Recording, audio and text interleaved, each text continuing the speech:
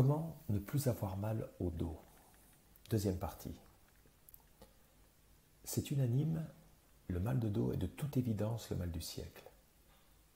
Lorsque vous croisez les informations via les spécialistes de la santé, Internet ou simplement votre entourage, l'analyse est claire et rapide à faire. Quasiment tout le monde souffre ou a souffert du dos. Et c'est exponentiel avec l'âge. On constate que les douleurs dorsales, les plus répandues, se situent au niveau des lombaires et qu'entre 20 et 90 ans, les 3/4 de la population auront à un moment donné des douleurs dans cette région dorsale. Il faut prendre en considération que dans le premier cas restant, beaucoup ne consultent pas. Ils vivent avec leurs douleurs et s'en accommodent tant bien que mal, ce qui rend plus difficile l'évaluation. Finalement, le pourcentage de personnes souffrant de douleurs lombaires semblerait dépasser les 80%.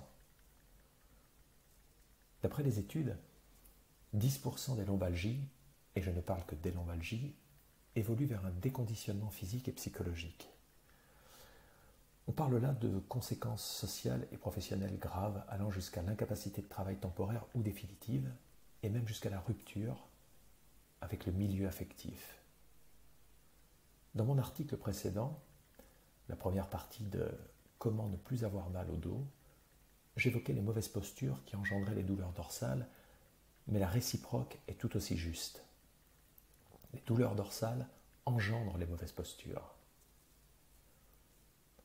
Une conséquence directe de cet état de fait est la camptocormie. C'est la maladie du dos courbé. Une maladie qui est étroitement liée à une mauvaise contraction des muscles extenseurs de la partie basse de la colonne, toujours la fameuse partie lombaire. Dans le même temps, les muscles fléchisseurs font leur travail convenablement, ce qui crée un déséquilibre qui induit cette déformation de la posture que l'on voit fréquemment chez les personnes âgées. C'est un handicap particulièrement présent au-delà de 70 ans chez les supermasters. En lisant les publications scientifiques, en dehors évidemment d'accidents et d'entraîner des traumatismes vertébraux, en dehors de pathologies chroniques, de rhumatisme ou d'ostéoporose, on relève clairement que nous pourrions attribuer la majorité des dorsalgies à une déficience musculaire. La surcharge pondérale en est également responsable, sans oublier bien évidemment les mauvaises postures. Je me répète, vous avez un vrai pouvoir pour vous soulager, repousser l'échéance et peut-être même ne jamais avoir mal au dos. C'est vous qui décidez de manger moins, d'adopter une posture correcte, de pratiquer des exercices d'étirement et de tonifier votre masse musculaire. Comprenez bien que vous décidez en grande partie de souffrir ou de ne pas souffrir.